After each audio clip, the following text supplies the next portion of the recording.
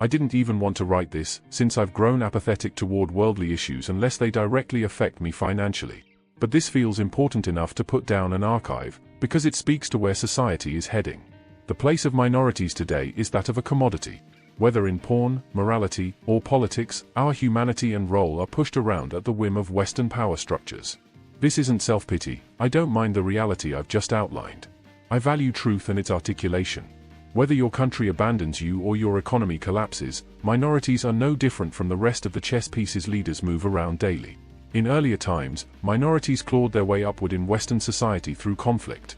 Leadership weaponized guilt, pulled back on overt hostility, and discovered that morality could be used as a new lever of control when dealing with this new species that the world reluctantly accepted as human. Some leaders may have genuinely wanted dehumanization to end, but humanity itself was never valuable in the higher ranks of society. That arena feeds on its absence. Any attempt to brandish humanity in such an environment only makes you a target, to be manipulated and disposed of.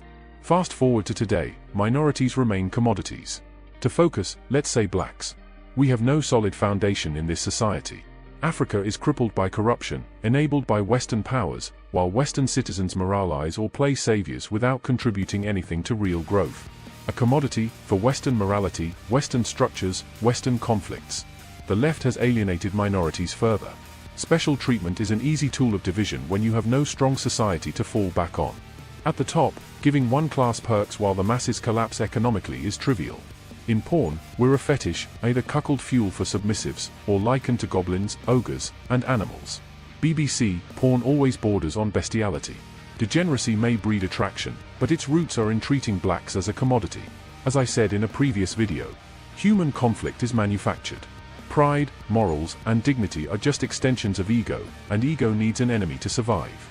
Blacks remain naive. Whites commodify knowledge through history and education. For blacks, each new experience is like a first breath. That's why we're constantly shoved around by the moral games of white society. But this game itself has no purpose. It exists to manufacture problems, goals, and philosophies as long as the ego demands food. When boredom sets in, people shift from exhaustion to jadedness to nihilism. You see it in parents tired of their jobs, families, responsibilities. The cycle is endless. But the fuel behind commodifying minorities has no expiration date. It's baked into modern morality. When people tire of leftist antics, they inevitably view the pawns, us, as hindrances. I don't blame them. White supremacists and others simply see their culture being used as a pawn.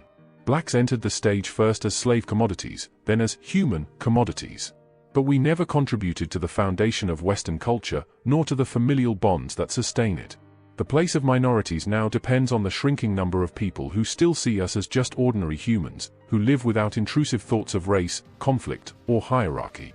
That was me once, walking down the street, seeing black and white together, and never thinking of skin tone. That's the natural state. The conflict is manufactured by leaders who continue to use minorities as commodities for division. That is the point I wanted to archive.